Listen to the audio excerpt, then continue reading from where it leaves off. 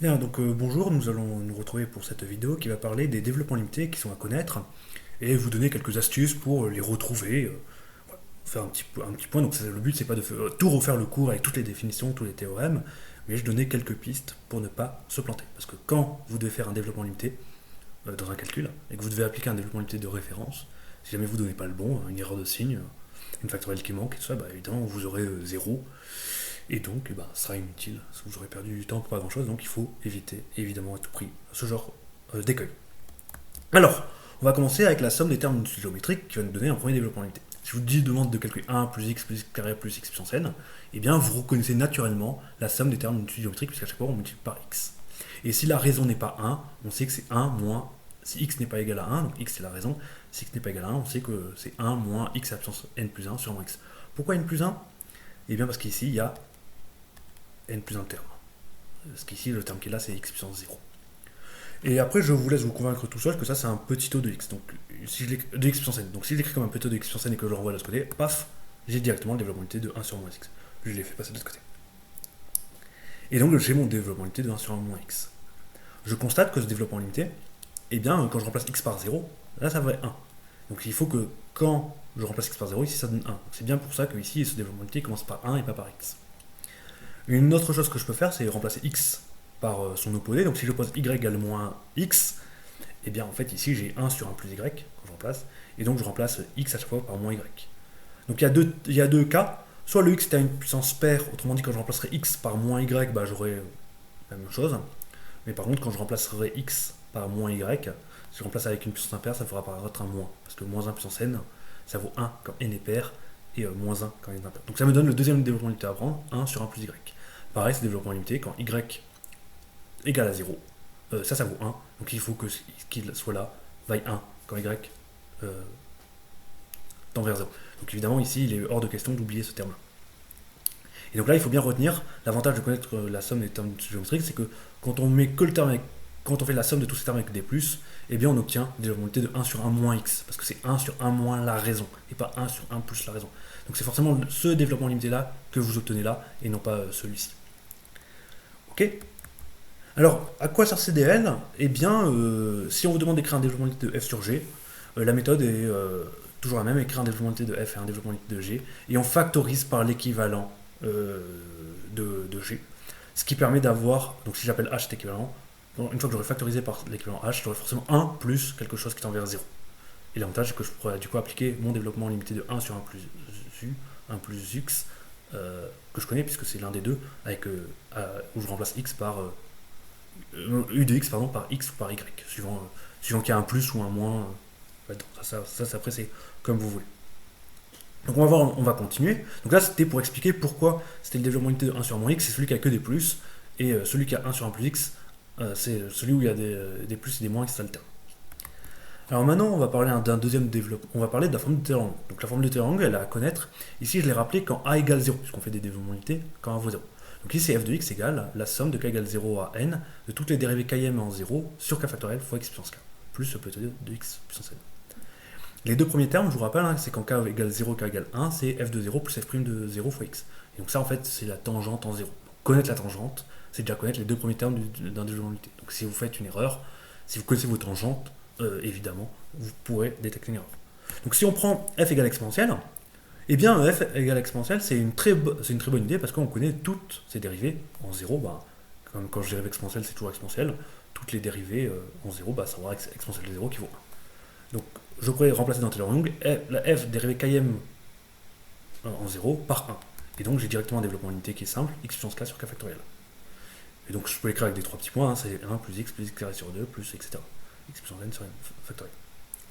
A nouveau, ici, à exponentielle de x en 0, ça vaut 1, donc le premier terme ici, ça doit être 1. La dérivée d'exponentielle, ici, quand je veux calculer f' de 0, bah, c'est aussi 1, donc j'ai aussi un terme en x. Si je dessine maintenant, du coup, la fonction exponentielle, donc ça, vous connaissez quand même le tracé de la fonction, et 1 plus x, du coup, on a dit c'est la tangente, donc si je dessine 1 plus x, ici, on voit bien sur le dessin que c'est une fonction qui est au-dessus de sa tangente. Donc il faut que le prochain terme il soit positif, pour bien qu'on voit exponentielle de x plus grand que 1 plus x. Donc ici, c'est bien le cas, puisque je rajoute du x carré sur 2, c'est le prochain terme. Donc lui, il est toujours positif, et c'est lui qui l'emporte dans mon développement unité. Donc j'aurais bien une fonction qui est plus grande que cette tangente. Si j'avais mis un moins ici, ça aurait été complètement faux. Alors maintenant, on va faire un petit rappel d'algèbre linéaire. On ne sait pas trop ce que ça vient faire là, mais vous allez voir dans quelques instants. Je reprends l'ensemble des fonctions de R dans R. Alors ça, je sais qu'il y a deux sous-espaces vectoriels qui sont très sympas, qui sont supplémentaires. C'est l'ensemble des fonctions paires et l'ensemble des fonctions impaires. Je sais que c'est supplémentaire. Donc ça, rappelez-vous, c'est quelque chose qu'on a vu dans le cours sur les espaces vectoriels. Si vous l'avez oublié, il faut savoir ça, parce que ça, c'est vraiment un truc à connaître dans le cours sur les espaces vectoriels. Et alors, ça veut dire quoi en fait, que cette somme-là, qui sont supplémentaires, ça veut dire que si je prends f qui est dans E, je peux l'écrire comme un petit p plus un petit i, avec petit p une fonction paire, et petit i une fonction impaire. Et je sais même que cette décomposition elle est unique.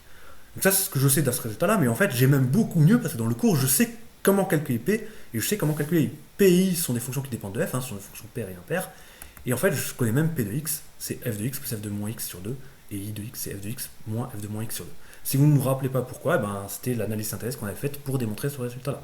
Donc il faut aller retravailler ce point-là si ça ne vous dit rien. Moi maintenant ce que je vais faire c'est appliquer ça avec f égale exponentielle. Exponentielle, c'est bien une fonction de R dans R quelconque, donc elle s'écrit comme une fonction paire plus une fonction impaire. Qu'est-ce que cette fonction paire? Ça va être assez facile de calculer, c'est f de x plus f de moins x sur 2 pour calculer p de x.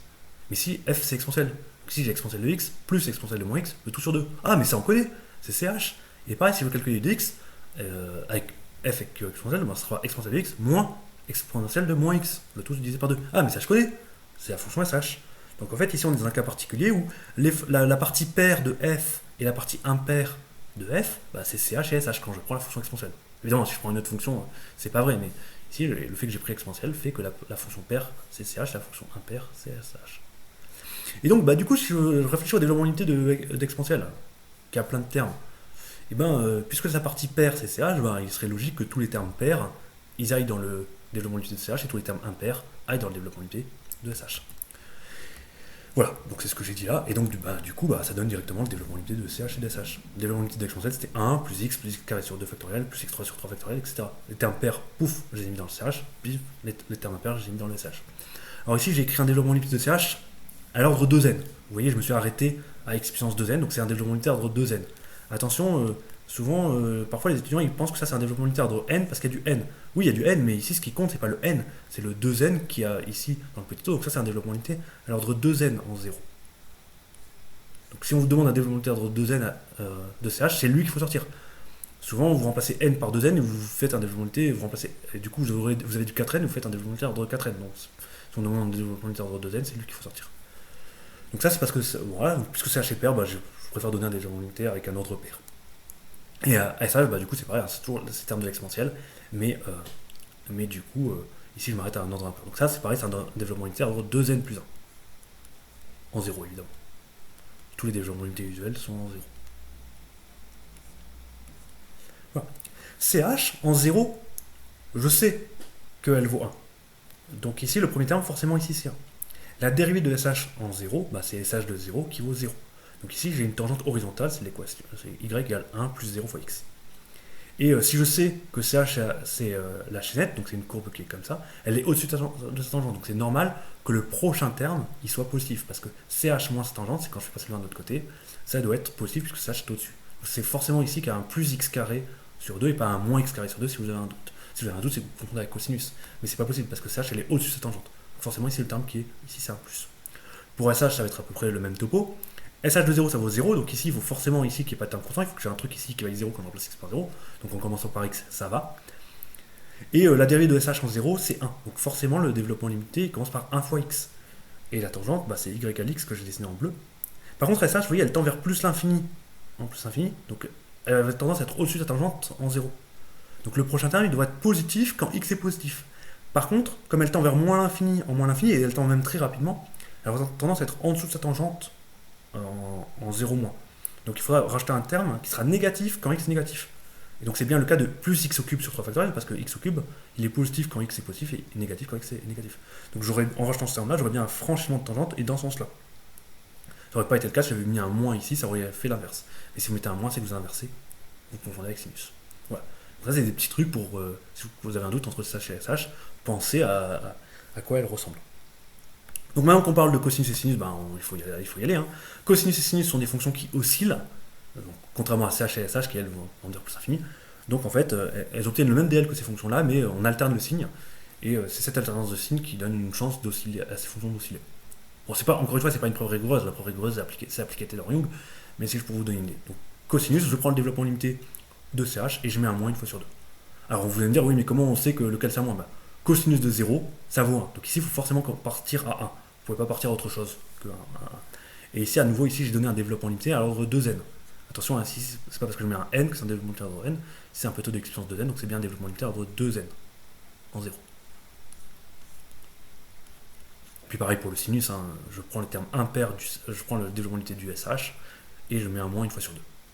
Alors, je peux même dessiner cosinus. Cosinus, c'est comme ça, c'est quelque chose comme ça. Et lui, par contre, il est en dessous de sa tangente. Et sa tangente, ici, elle est donnée par la valeur de cosinus de 0 pour l'ordonnée à l'origine. Et la pente, elle est donnée par cosinus prime de 0. Mais cosinus prime de 0, bah, c'est sinus de 0 qui vaut 0. Donc ça me donne bien une tangente horizontale. Ça me donne bien le 1 qui est là. Donc si je fais passer le 1 de l'autre côté, bah, vous voyez bien ici, cosinus, elle est majorée par 1. Donc elle est en dessous de sa tangente. Donc le prochain terme dans le développement limité doit être négatif. Bah, ça tombe bien, ici, je mets un moins x carré sur 2. Donc c'est bien cohérent avec mon dessin, est bien cohérent avec mon développement limité. Donc si vous mettez un plus, c'est que vous pensez que cosinus est au-dessus de sa tangente, et c'est totalement faux. Vous confondez avec CH. Pareil pour sinus. Sinus, sa tangente, bah, c'est x, elle s'annule en 0, et sa dérivée en 0, c'est 1. Et vous voyez, comme après elle est périodique, elle va tendance à être en dessous de sa tangente. Donc il faut que le prochain terme, quand x est positif, soit négatif. Bah, si on fait moins x cube sur 3 factoriel, et bah, effectivement, ça va bien rajouter un truc de négatif, puisque vous avez un moins. Par contre, comme elle est impaire, en fait, du coup, elle est au-dessus de sa tangente dans le négatif. Donc il faut que je rajoute quelque chose qui soit positif quand x est négatif. Bon, en rajoutant moins x au cube aussi, x au cube c'est négatif quand x est négatif, mais comme vous faites un moins, ça devient bien du positif. Donc il y a bien une fonction qui est au-dessus de sa tangente en 0 moins et au-dessous de sa tangente en 0 plus. Voilà, donc ça peut vous permettre de dire que forcément ici c'est un plus, parce que ça c'est la tangente x, et moins parce qu'il y a un franchissement sur la tangente dans le bon sens. Voilà. Et après, bah, du coup, il y a toujours une alternance aussi. Alors, juste pour vous rappeler que pour TH et tangente, il n'y a pas de règle, il n'y a pas de formule générale. Donc il faut connaître le développement limité ordre 3, hein, c'est marqué explicitement au programme. Donc pour tangente x, c'est x plus x cube sur 3, et pour THx, c'est la même chose mais avec un moins. Alors vous pourrez dire, ah oui, mais comment on va savoir pour ne pas confondre? Alors déjà, tangente et TH, ce sont bien des fonctions impaires, donc il ne peut y avoir que des termes impairs. Tangente, de toute façon, ça passe par 0, donc il n'y a pas de coefficient constant non plus. La dérivée de tangente en 0, ben, vous pouvez vous convaincre que c'est 1. Et tangente, elle tend vers plus l'infini quand je me rapproche de pi sur 2 à gauche. Donc c'est une fonction qui tend vers plus l'infini, donc elle a tendance à être au-dessus de sa tangente. Donc c'est cohérent de rajouter quelque chose qui soit positif après en 0 plus. Donc c'est pour ça qu'ici je mets un plus, et parce que si je mettais un moins, ça serait pas vrai. Par contre, TH, alors TH, il faut se rappeler évidemment que la définition TH, TH c'est SH sur CH. Et si je me demande la limite de. Donc TH c'est une fonction qui est définie sur R. Et SH et CH, on connaît la définition de SH et de CH de X. Et si j'en cherche un équivalent, eh bien, en plus infini, je vais voir que les deux sont équivalents à exponentielle de X sur 2. Alors, pourquoi je peux faire ça? Parce que dans la définition de CH et de SH, il y a une exponentielle de X et une exponentielle de moins X. Mais en plus infini, c'est l'exponentielle de X qui l'emporte, puisqu'elle tend vers l'infini, alors que l'autre tend vers 0. Donc en fait, en équivalent, bah, c'est le terme dominant qui l'emporte. Vous pouvez vérifier. Si vous avez un doute, vous faites ça, divisé par ça, et vous verrez que le quotient tend vers 1, bien évidemment. Mais donc, du coup, ces deux fonctions-là ont le même équivalent. Donc, si je fais maintenant l'équivalent du quotient, c'est-à-dire TH, et ben, j'aurai ça divisé par ça. Et ça divisé par ça, bah, c'est 1. Donc, TH, elle est équivalente en 1 en plus infini. Donc, en fait, elle tend vers 1. Donc, vous voyez, quand je dessine TH, ici, TH de 0, c'est 0, je suis impair. Et après, je vais tendre vers 1. Donc, forcément, je vais être en dessous de la tangente. Donc forcément, ici, il faut que je me rajoute un moins x au cube et pas un plus x au cube, sinon je suis au-dessus de la tangente. Encore une fois, ce n'est pas une preuve rigoureuse, mais ça peut vous permettre de ne pas confondre le TH et le tangente. Voilà. Du coup, on peut passer à la suite. Alors, primitif d'un DL, pareil, donc ça, c'est des choses qu'on a déjà vues, mais ça peut vous permettre si vous avez un doute. Si je prends le développement unité de 1 sur 1 plus x, donc je sais que c'est 1 moins x plus x carré, c'est celui qui s'alterne de signe et il commence par 1, puisque c'est la valeur quand x tend vers 0. Et donc j'ai une alternance. Alors ici je vais m'arrêter à développement unité à l'ordre n-1. Après tout, je peux faire un développement unité à n'importe quel ordre et je décide d'en faire un développement unité à l'ordre n-1. Et maintenant je sais que quand j'ai un développement unité, je peux primitiver des deux côtés. Ça c'est un théorème qui me le dit. Mais ici, mon but c'est pas de faire un truc propre, mais d'expliquer d'où vient l'idée. Et donc si je prends une primitive de 1 sur 1 plus x, ben, j'en connais une, c'est ln de 1 plus x. Si je prends une primitive de 1, ben, c'est x. Je prends une primitive de x, c'est x carré. Si je prends une primitive sur 2, si je prends une primitive de x carré, c'est x au cube sur 3. Donc je peux primitiver chacun de ces termes-là, et donc ça me donnera ceci. Alors attention, hein, quand j'applique le théorème, il y a une constante d'intégration, mais ici, la constante d'intégration sera la valeur de cette fonction en 0. Mais quand je remplace x par 0, ça fait ln de 1 qui vaut 0. Donc ici, évidemment, la constante d'intégration, si votre but c'est juste de retrouver la formule sur un point de brouillon, on s'en fiche, ici, elle vaut 0. Par contre, si vous devez rejustifier la formule propre, il faudra bien dire qu'il y a une constante d'intégration ici. Donc ici, c'est la constante d'intégration, c'est ln de 1 plus 0. Encore une fois, revoyez le théorème si vous avez un doute, mais il parle bien d'une constante d'intégration. Voilà, et donc on a directement le développement d'unité de ln de 1 plus x. ln de 1 plus x, c'est une fonction qui tend vers 0 quand x tend vers 0. Donc évidemment, ici, tout ce qui doit être ici doit tendre vers 0 quand x tend vers 0. Donc c'est pour ça qu'il n'y a pas une. Ça commence par un 1. Ici, ln de 1 plus 0, ça vaut 0. Mais même si vous n'y pensez pas, ici, il ne peut pas y avoir un 1 parce qu'ici, il faut quelque chose qui tende vers 0 quand x tend vers 0. Voilà, donc ici, ça vaut 0, donc on peut l'oublier. Et alors attention, ici, du coup, il commence par x. Après, comme il y a un moins x, j'ai un primitif, c'est moins x carré sur 2. Après, c'est ce plus x carré que j'ai primitivé en x au cube sur 3. Donc ici, il y a un truc qui peut paraître contre-intuitif, c'est que les termes à une puissance impaire sont ceux qui ont un plus, et c'est les termes d'ordre pair qui ont un moins. Donc attention, si je regarde le terme en x puissance n, ça sera 1 si n est impair, et si ça vaudra moins 1, ça vaudra moins 1 si n est pair, ça vaudra 1 si n est impair. Donc attention, c'est pas moins 1 puissance n, c'est moins 1 puissance n moins 1. De toute façon, quand on l'a primitivé, hein, ce moins 1 puissance n moins 1, c'était le terme constant qui était là. Quand je le primitive, hein, de toute façon, c'est un terme constant, c'est toujours moins 1 puissance n moins 1 qui est là. Donc lui, de toute façon, quand je le primitive, hein, il n'y a rien qui change, c'est bien moins 1 puissance n. Et donc c'est le plus x puissance n moins 1 que j'ai primitivé en x puissance n. Donc le terme d'indice k, hein, c'est pas moins 1 puissance k, xk sur k, c'est moins 1 puissance k moins 1. Attention, on a vite tendance à oublier ce moins 1 pour le ln de 1 plus x. Voilà.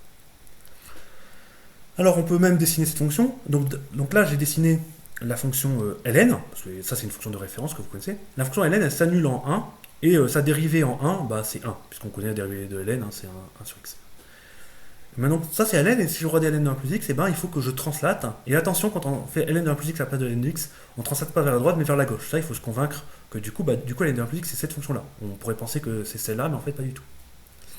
Et donc, bien si on fait ça, on voit bien que c'est une fonction qui s'annule en 0. Ça, sa dérivée, bah, c'est 1, hein, c'est la même que la droite bleue en pointillé, sa droite parallèle, donc elle a la même pente. Hein. Et regardez ici, ln de 1 plus x, du coup, elle est en dessous de sa tangente. Donc, le terme en x, c'est la tangente.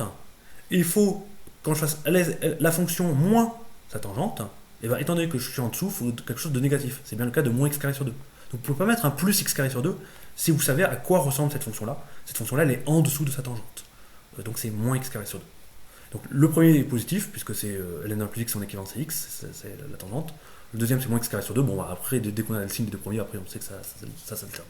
Donc, il ne faut pas se tromper sur l'alternance des premiers, et puis après, les suivants, ils suivent par parité. Donc, c'est ln de 1 plus x. Bon, maintenant, je voudrais avoir l'autre, ln de 1 moins x. Donc, un truc que je peux faire, c'est prendre le développement d'unité de 1 sur 1 moins x. Et puis là, je vais plutôt prendre le développement d'unité de moins 1 sur 1 moins x.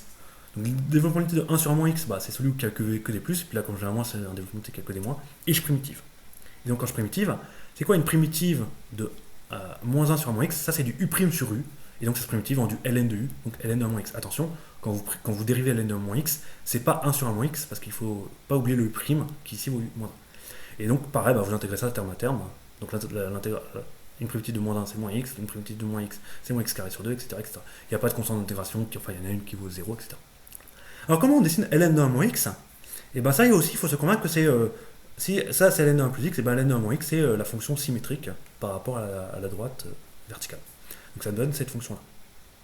Et pareil, la pente, la tangente, elle a été symétrisée par cette droite-là. Donc en fait, c'est moins x. Donc le premier terme, c'est l'équation de la tangente, donc ici moins x. Et regardez, quand je fais ça, je suis toujours en dessous de ma tangente. Donc le prochain terme est négatif. Donc le premier terme, c'est moins x, c'est la tangente. Et le prochain terme doit être négatif aussi, puisque je dois être en dessous de la tangente. Donc moins x carré sur 2. Donc en fait, tous les termes sont négatifs. C'est le seul développement d'unité que vous allez connaître qui a que des termes négatifs dans son développement limité. Voilà. Alors, ensuite, un qui est un petit peu à part, c'est 1 plus x à la puissance alpha. Donc ça, c'est un développement limité qui est obtenu par la formule de Taylor-Young. Je vous laisse le réviser si vous ne savez pas pourquoi. Mais en gros, si je prends cette fonction-là et calcule les premières dérivées en 0, parce qu'on peut facilement les dériver par récurrence. Alors, Quand on fait ce travail de dérivée, on voit que la dérivée km, c'est le produit d'alpha moins i pour i valant de 0 à k moins 1.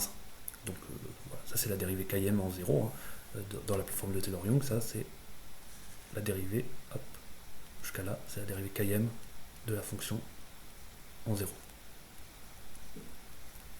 Hop. Qu'on a calculé par récurrence. Donc ça, on calcule ça par récurrence. Hein. Voilà. À chaque fois qu'on dérive, il y a un terme qui vient. Donc si je dérive k fois, en fait, j'ai un produit de k termes. Donc ça, c'est un petit écueil. C'est qu'ici, je dois forcément avoir un produit de k termes, puisque à chaque fois que je dérive k fois. Et à chaque fois que je dérive, j'ai un terme qui apparaît. Donc si je commence à 0 et que je veux un produit avec de k termes, il faut forcément que je m'arrête à k moins 1. Et tous ces termes-là, à chaque fois, c'est alpha moins i. Voilà. Donc allez, attention, ça, c'est un produit vide si je mets pour k égale 0. Hein, pour k égale 0, ça fait le produit de i égale 0 à moins 1. Donc comme on n'aime pas les produits vides, j'ai isolé le terme. Ici, ça c'est le terme constant, c'est le terme pour k égale 0. Il ne faut pas que j'oublie ce terme-là, mais je préfère l'isoler. Alors pourquoi forcément le terme constant c'est 1? C'est la valeur de cette fonction quand x égale 0 et ça c'est 1. Donc il ne faut pas oublier ce terme-là pour k égale 0. Voilà, donc on peut aussi écrire les choses en pointillés si on préfère. Hein. Donc ça c'est le terme pour k égale 0, c'est un terme constant. Ça c'est alpha x, c'est le terme pour k égale 1. En fait alpha c'est la dérivée de ma fonction en 1. Après alpha moins 1, ça c'est quand je prends k égale 2. Et le alpha moins 1, c'est la dérivée seconde de ma fonction en 0. Le 2, c'est le 2 factoriel, alors j'aurais pu le marquer 2 factoriel, etc. Et le terme d'ordre n, c'est alpha moins 1, alpha moins 2, jusqu'à alpha moins n plus 1. Attention, ici je dérive à n fois, donc il y a n termes, x puissance n sur n factoriel. Donc ça, c'est ce qui est donné par Taylor-Young, et ça, c'est ce qui est donné dans la formule de Taylor-Young, et ça, c'est la dérivée nème de la fonction. Donc là, il faut vraiment faire attention à plein de choses avec ce développement limité, et il traite pour plein de raisons. C'est que, alors déjà, alpha, il ne dépend pas de x. Alpha, c'est une constante. Parce que quand je dérive ça, si alpha n'est pas constant, je ne vais pas dériver ça de la même façon que quand alpha est constant.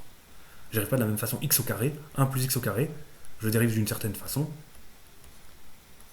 Mais a priori, je ne dérive pas de la même façon que 1 plus x à la puissance quelque chose qui dépend de x. Donc par exemple, je sais pas moi, cosinus x. A priori, je ne vais pas dériver ça de la même façon. Donc en fait, ça ne marche que pour 1 plus x alpha avec alpha constant. Donc ça, je valide. Ça, ok, ça marche, si je prends alpha égale 2, mais ça, si je prends alpha égale cos x, c'est une horreur. Ça marche pas. Il faut vraiment prendre un truc qui est constant. Attention au produit, donc ça je l'ai déjà dit, mais le terme x puissance k, c'est un produit de k termes, il vient de Taylor-Young, il vient d'une dérivée km. Donc ici, il y a un produit de k termes, parce que j'ai dérivé k fois. Donc si je commence à 0, forcément, il faut que je m'attaque à moins 1 et non pas à k. L'erreur, c'est de s'arrêter à k. Et voilà, j'ai déjà dit, mais on n'aime pas trop le terme constant, on n'aime pas trop les produits vides. Donc cette formule-là, on peut dire par convention que quand k vaut 0, par convention ça vaut 1. Et donc ce terme-là, on pourrait le faire entrer dans la somme et partir à 0. On a le droit, mais c'est déconseillé au concours parce qu'en général, parfois les candidats après ils font des erreurs, ils font des confusions. Et parfois ils écrivent au début c'est juste et à la fin ça devient faux. Donc je vous conseille de toujours l'isoler quand vous l'apprenez. Si vous voulez le donner sous la forme d'une somme, comme ça, très bien, mais isoler le terme en k égale 0, c'est quand même un bon conseil à suivre. Voilà, donc juste pour synthétiser un petit peu tout ce qu'on a vu, donc je vais donner certaines propriétés de DL et les fonctions de référence qui suivent ça. Donc par exemple, il y a des développements unités qui n'ont que des termes pairs. Bon, ça c'est les fonctions paires, elles sont comme ça. Donc ici, il y a deux fonctions paires que vous connaissez, c'est cosinus et ch. Voilà. Après, il y a des fonctions qui ne contiennent que des termes impairs. C'est les fonctions impaires. Donc sinus qui est impair, tangente qui est impair, sh qui est impair, th qui est impair et arctangente qui est impair. Alors arctangente, j'en ai pas parlé, hein, mais puisqu'on connaît un développement limité de 1 sur 1 plus x, eh bien je peux remplacer x par x au carré, donc je peux connaître un développement limité de 1 sur 1 plus x au carré, et je peux l'intégrer. Donc c'est comme ça que je retrouve le développement limité d'arctangente. Je ne l'ai pas refait ici, mais on aurait pu le faire pareil quand j'ai parlé de primitif. Après, il y a celle qui commence par 1. Donc, celle qui commence par 1, c'est toutes celles dont la valeur en 0, c'est 1. Bon, exponentielle de 0, ça vaut 1, cosinus de 0, ça vaut 1, ch de 0, ça vaut 1. Cette fonction-là, quand je remplace x par 0, ça vaut 1. Pareil pour celle-là, hein, sur un moins x, quand je remplace x par 0, ça vaut 1. Et pareil, 1 plus x, ça c'est la puissance alpha. Quand je remplace x par 0, ça vaut bien. Donc ça, attention, hein, toutes celles-là, faut pas oublier le plus 1. Le premier terme, c'est plus 1. Après, il y a celle qui commence par x. Donc, sous-entendu par x, hein, c'est celle dont le premier terme non nul est x. Donc ça, déjà, c'est des fonctions qui s'annulent en 0. Parce que sinon, si elles ne s'annulent pas en 0, il y aura un terme constant. Donc déjà, il y a toutes les fonctions impaires qui s'annulent en 0. Et il y a ln de 1 plus x. Hein. Aussi, ça, pareil, quand je remplace x par 0, j'ai ln de 1 qui vaut 0. Donc ça des fonctions qui commencent non seulement par 0, qui dans le premier terme est nul, 0, mais en plus, toutes ces fonctions-là, vous pouvez vérifier que leur dérivée en 0, c'est tout 1. Donc dans Taylor-Young, il y aura 1 fois x, parce que la dérivée en 0, la dérivée de sinus, hein, en 0, c'est 1, puisque c'est cos de 0, pareil pour tangente, etc. Il y a celles qu'on aime bien parce qu'elles ont que des coefs positifs. Donc ça, c'est exponentielle. L'exponentielle, ça a que des coefs positifs, parce que c'est pour Taylor-Young. CH et CH, comme elles viennent d'exponentielle, bah, elles aussi, elles ont des termes positifs. Et il y a celle en 1 sur 1 moins x, qui a que des termes positifs. Pourquoi? Parce que c'est la suite, c'est le développement unité qu'on obtient avec la somme géométrique, où il y a la somme des x puissance k. Ou en tangente, qui est un peu un truc un petit peu spécial aussi, avec des termes positifs. Il y a une catégorie de fonctions où il y en a vraiment une seule, donc c'est vraiment celle-là, il ne faut pas se planter, c'est une dont tous les coefs sont négatifs et qui, du coup, commence par moins x. Ça, c'est ln d'un moins x. Donc c'est la seule fonction où tous les signes sont négatifs, et ça commence par moins x. En fait, comme si la primitive, celle-là n'avait que des termes positifs, et comme j'ai fait moins une primitive de ça, tous les termes sont devenus négatifs. Donc celle-là, attention, alors forcément, elle ne peut pas commencer par 1, parce qu'on remplace x par 0, pareil, elle commence par ln de 1, ça vaut 0. Mais la dérivée de cette fonction-là, au pire, si vous avez un doute, vous calculez la dérivée une fois, vous verrez c'est moins 1. Donc forcément, le terme là, c'est moins x. Voilà. Après, il y a celles qui ont des signes alternés. Donc, des signes alternés, il y a sinus et cosinus, parce qu'on a dit qu'elles oscillaient. Alors, c'est pas une preuve rigoureuse, mais ça peut vous aider. Il y a 1 sur 1 plus x. Pourquoi? Parce qu'on avait pris le développement de 1 sur 1 moins x, qui n'avait que des termes positifs, et puis j'ai remplacé x par moins x, et ça fait intervenir un moins 1 puissance k. Et un moins 1 puissance k, une fois sur 2, c'est positif, une fois sur 2, c'est négatif. Donc celui-là avait un terme sur 2 qui était positif. Quand je l'ai primitive, j'obtiens un truc qui aura aussi un terme sur 2 positif.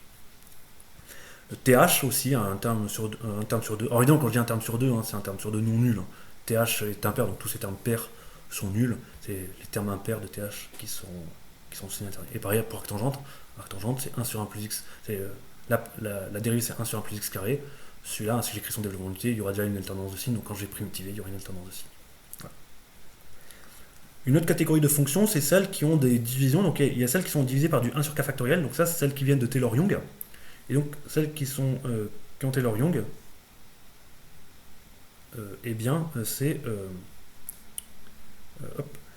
c'est celles qu'on a obtenues par Taylor-Young, parce que Taylor-Young donne du k factoriel. Donc il y a exponentielle qu'on a obtenu par Taylor-Young, CH et SH qui viennent aussi de Taylor-Young, cosinus et sinus aussi, et 1 plus x puissance alpha, elles viennent de Taylor-Young. Donc elles ont du factoriel. Et il y a celles qui ont il ne faut pas les confondre avec celles qui ont du 1 sur k. Celles qui ont du 1 sur k, c'est celles qui sont issues de primitives, de fonctions qui avaient des quotients qui valaient 1 ou moins 1. Et donc ça, c'est ln de 1 plus x, ln de 1 moins x. Donc celles qui s'obtiennent par primitive ont du 1 sur k, et c'est celles qui viennent de Taylor-Young qui ont du 1 sur k. Alors il y a un truc que vous pourriez vous dire, qui est un peu étrange, c'est que celle-là, elle a du Taylor-Young, mais que finalement, quand vous remplacez alpha par moins 1, vous avez 1 sur 1 plus x qui est là. Et pourtant, lui, je l'ai pas mis, il n'a pas de k factoriel. Lui, c'est du 1 ou du moins 1. Alors, on pourrait dire que c'est une escroquerie, mais en fait, non. C'est juste que lui, ok, il a du k factoriel, mais il a aussi un produit. Et il y a des fois où ce produit dans alpha, alpha moins 1, alpha moins 2, c'est simplifié avec la factorielle. Donc c'est pour ça qu'en fait, dans l'unités 1 sur 1 plus x, qui est un cas où alpha, c'est un cas particulier où alpha égale moins 1, en fait, on pourrait penser qu'il a du factoriel, mais lui, il n'en a pas. Parce que, en fait, les factoriels se sont simplifiés. Donc c'est pour ça qu'il vaut mieux apprendre l'unité de 1 sur 1 plus x de façon à part, et garder celui-là pour les cas où alpha, justement, n'est pas égal à moins 1. Parce que ça, c'est un cas vraiment à part où les factoriels se simplifient. Donc c'est pour ça qu'il vaut mieux l'apprendre qui vient du 1 sur 1 moins x, qui vient de la somme des termes géométriques, on a remplacé x par moins x. Voilà. Alors pour finir, on va finir par un petit exercice classique de calcul de développement limité. Donc mettons qu'on vous donne un développement limité, calcul de développement limité ordre n de cette fonction, donc cette application qui a x donne 1 sur racine de 1 plus x. Alors on pourrait se dire, c'est facile, ça c'est 1 plus x à la puissance 1 demi parce qu'il y a la racine, mais comme c'est au dénominateur, c'est du 1 plus x à la puissance alpha, mais avec alpha qui vaut moins 1 demi. Et ça tombe bien, on connaît un développement limité, celui-là on l'a déjà expliqué, on sait, donc j'ai isolé le 1, et c'est la somme de k égale à 1n, du produit des alpha moins i, avec un produit de k termes, donc valant de i égale 0 à k moins 1 sur k factoriel, exponence k plus plutôt d exponentielle. Avec alpha, du coup, ici vaut moins 1,5. Mais vous voyez, ce produit-là, ici, on va être dans un cas particulier, on va pouvoir le simplifier. On va pouvoir vraiment dire ce qu'il vaut plutôt que laisser ce produit. Donc c'est ça le but de l'exercice. Donc le but, ça va être de calculer ce produit. Alors ce produit, je peux l'appeler PK. Alors PK, hein, si vous préférez, on peut l'écrire aussi, si vous voulez pas l'écrire avec des produits dans un premier temps, pour mieux comprendre les choses, on peut l'écrire que c'est moins 1,5, moins 0, moins 1,5, moins 1, moins 1,5, moins 2, etc. jusqu'à moins 1,5. Attention, le dernier c'est moins k plus 1. Hop, je place 1, 2, 1,5, moins k, moins 1, plus 1. Et donc, voilà. Donc ça c'est le même produit que je l'ai marqué, comme ça, mais si vous avez du mal avec ces produits-là, vous pouvez les écrire comme ça un petit peu. Tant que vous n'êtes pas habitué, ce produit-là, en fait, c'est celui-là. Voilà, et alors comment on va simplifier ce produit-là? Ben, vous voyez, là, à chaque fois, j'ai des fractions, et je peux les remettre au même dénominateur. Donc si je les remets au même dénominateur, eh bien, je multiplie ça par 2, donc ça me fait du moins 1, moins 2i, le tout divisé par 2. Donc voilà, ça fait du moins... Donc ça pareil, hein, je peux l'écrire en détail si vous avez du mal. Donc ça fait le premier c'est moins 1,5. Quand je remets mon dénominateur dans la ligne d'avant. Avant c'est moins 3,5. Puis après, quand je mets i égale 2, c'est moins 5,5. Jusqu'à moins 1 plus 2k. Alors, i, il peut valoir jusqu'à k-1, donc ça fait 2k-2, et du coup, 2k-2 mais plus 1, donc en fait le plus 1 s'élimine avec un autre 1, donc ça fait du 2k-1 sur 2. Voilà. Donc ce produit-là, pareil, si vous n'aimez pas ces écritures comme ça, bah, vous pouvez vous les écrire comme ça avec 3 petits points, le temps de vous y habituer. Alors comment on peut faire pour simplifier ce produit-là, hein, qui est le même que celui-là? Bah, vous voyez, des moins, il y en a un certain nombre, en fait, il y en a k fois, donc il va sortir un moins 1 fois moins 1 moins 1 k fois. Et pareil, les deux, en fait, ils vont sortir 2 fois 2 fois 2 fois 2, autant de fois qu'il y a de produits, donc ici 2 puissance 4. Donc c'est vraiment une idée bien importante à garder en tête, que ici, c'est vraiment des produits de 4 termes. Et donc, bah, je peux simplifier ça en... Bah, j'ai des moins 1 qui sont apparus k fois, donc j'ai un moins 1 puissance k, et des 2 qui sont apparus k fois, donc c'est un 2 puissance k. Ok. Et ici, bah, l'avantage de faire ça, c'est que ici, j'ai du 1 plus 2i, donc pareil, 1 plus 2i, si vous avez du mal, il ne faut pas hésiter à écrire tous les termes. Donc ça, quand i vaut 0, bah, ça vaut 1. Quand i vaut 1, ça vaut 3, quand i vaut 2, ça vaut 5, etc. Et ça va jusqu'à quand i vaut 2k, donc ça vaut 1 plus 2k moins 2, donc 2k moins 1. Alors là, on pourrait se dire, mais comment diable on va pouvoir multiplier un tel produit? Donc ici, on constate que ce sont tous les nombres impairs entre 1 et 2k moins 1. Et alors l'astuce de la mort qui tue, ça va être de multiplier ce produit-là par tous les termes pairs qui manquent. Voilà, vous voyez, il manque un 2, là il manque un 4, là il manque un 6, etc. Donc en fait, l'astuce, ça va être d'écrire que c'est 1 fois 2 fois 3 fois 4 fois 5 fois 2k moins 1. Et puis je vais même aller jusqu'à 2k, hein, c'est plus simple 2k que 2k moins 1. Alors le problème c'est que si je multiplie par tous les termes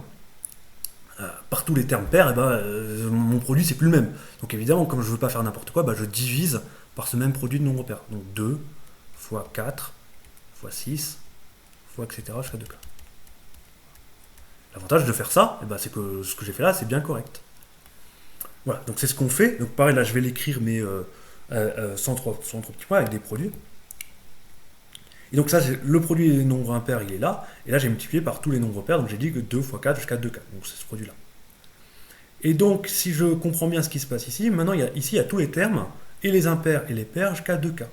Donc ça vaut, en fait, quand j'écris ce que j'ai effacé avant, mais du coup, bah, j'avais tous les termes tout le produit de termes consécutifs entre 1 et 2k, donc j'ai 2k factoriel. C'est simple, 2k factoriel, c'est quand même plus simple qu'un produit barbare. Alors vous allez me dire, oui, mais ça sert à rien de multiplier par les termes pairs en haut et en bas, parce que maintenant, je me retrouve avec ce terme-là, et je ne sais pas le calculer, parce que si je ne savais pas calculer le terme impair, le produit des nombres impairs consécutifs, bah, je ne vois pas pourquoi j'arriverais plus facilement à calculer le produit des nombres pairs.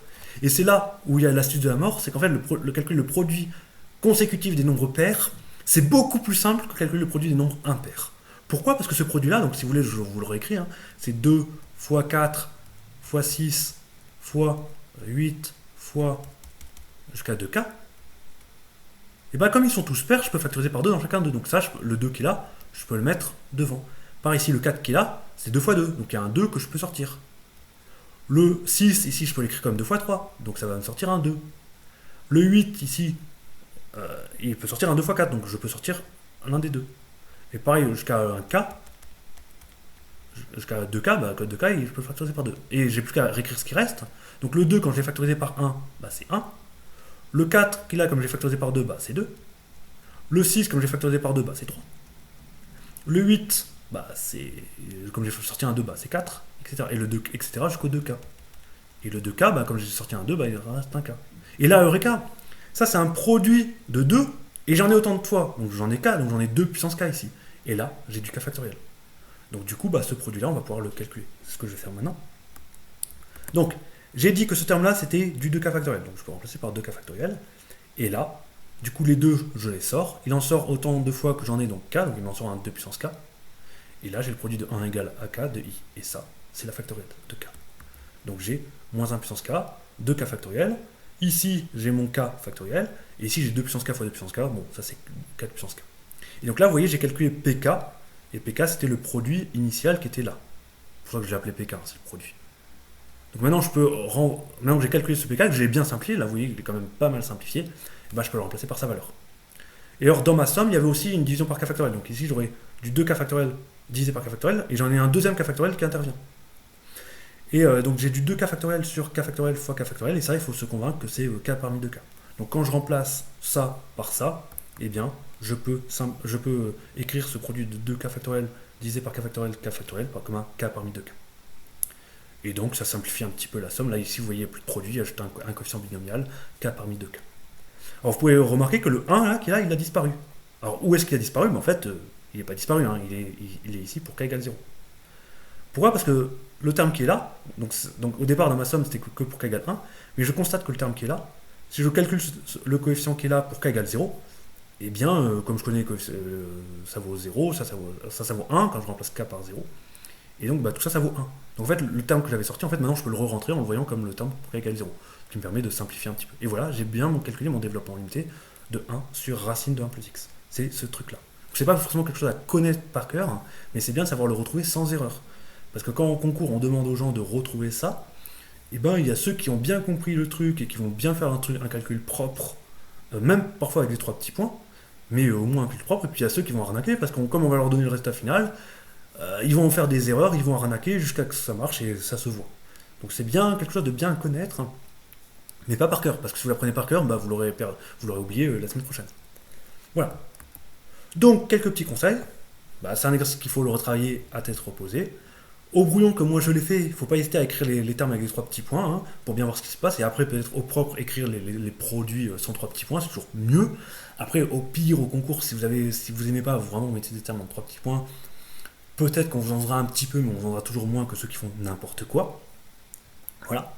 Et puis, pour aller un petit peu plus loin, ce travail-là qu'on a fait, en fait, on peut en déduire un développement limité de arcsinus. Pourquoi? Parce qu'on connaît la dérivée d'arcsinus, hein. C'est 1 sur racine de 1 moins x carré.